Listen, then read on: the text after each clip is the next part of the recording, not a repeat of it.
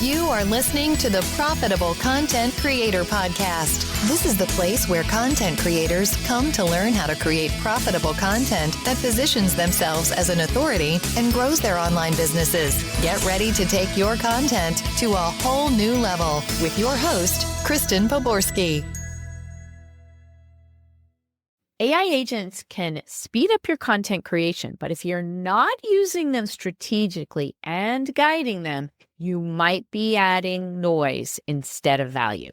I'm Kristen Poborski, and today I want to talk to you about how I work continuously with my team of AI content creation agents and automation.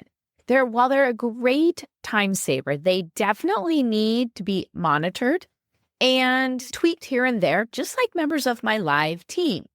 So if you're curious about how they can help you create better content that engages and turns your audience into leads and customers, you're going to want to stick around today because I'm going to share with you exactly behind the scenes what it's like working with my team of AIs and how and when they need guidance and feedback, just like those members of my team.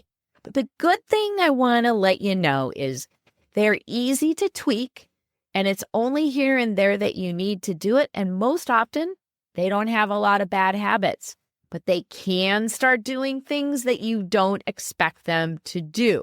So I just really want you to know, while AI agents are phenomenal time savers and they do a great job, you can't just let them go without overseeing them. So AI is really here, and my team of agents is no exception. It's here to enhance, but not take over the entire process.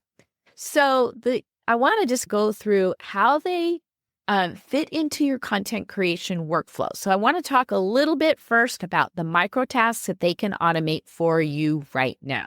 And they're really here to handle specific content tasks, right? They can process, generate, refine, even distribute your content based on your preset instructions.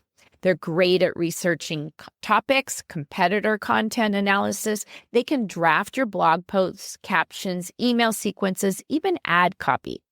They can do grammar correction, paraphrasing, SEO optimization, repurposing into blogs, social media posts, video scripts, and newsletters. But the thing is, if you want them to sound like you need to create a video and give them really good copy from your transcript to work with.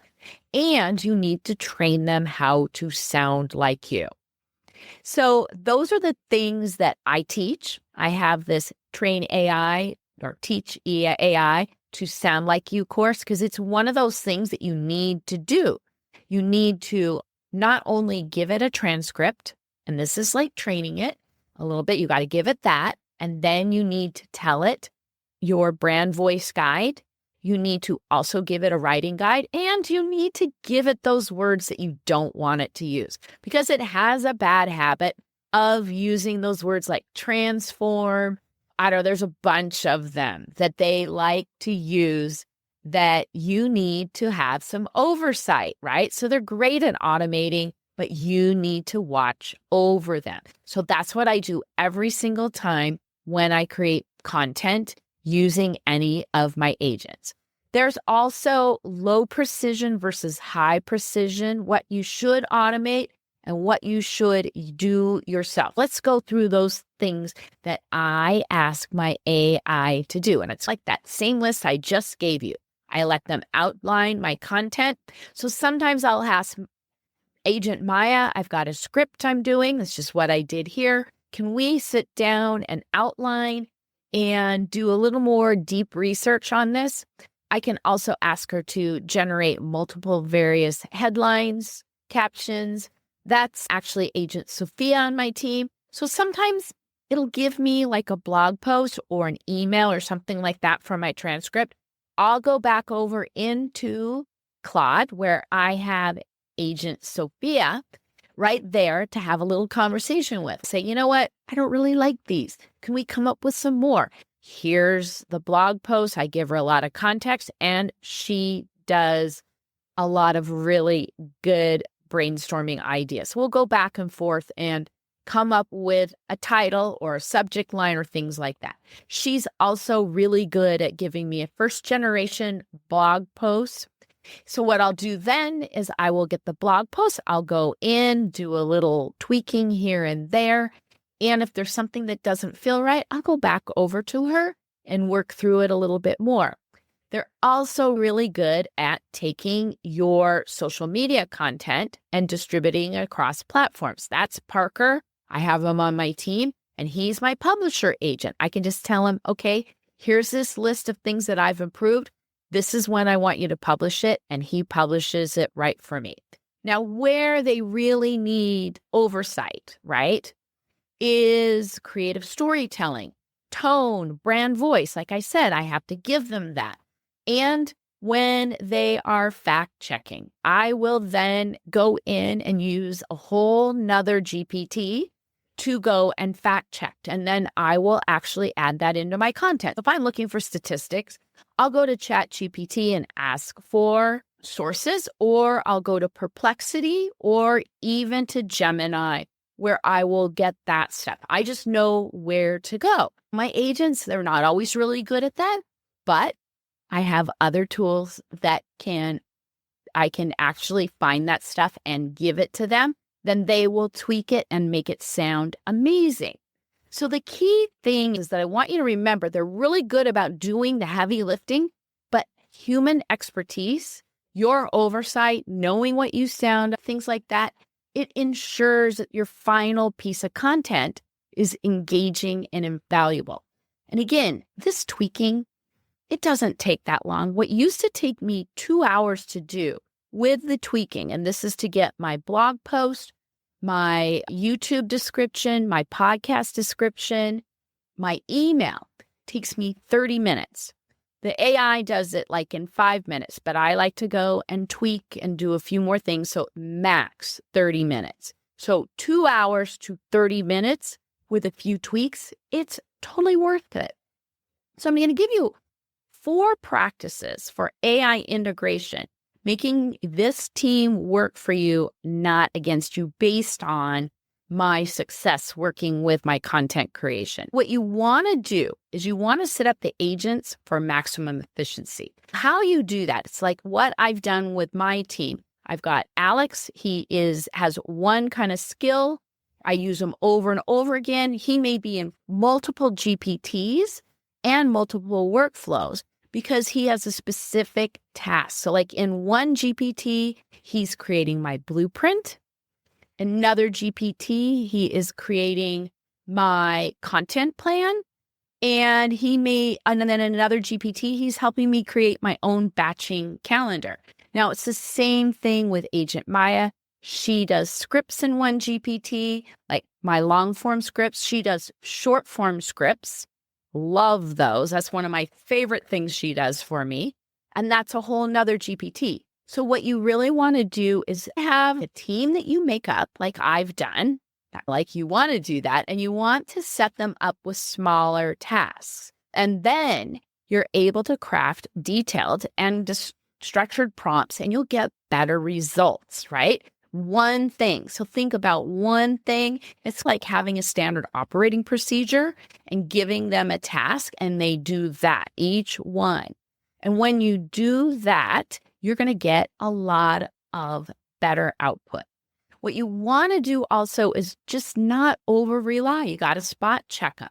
You've got to ensure that it stays original and not becomes overly generic. That's why we use transcripts instead of letting AI write our content for us, right?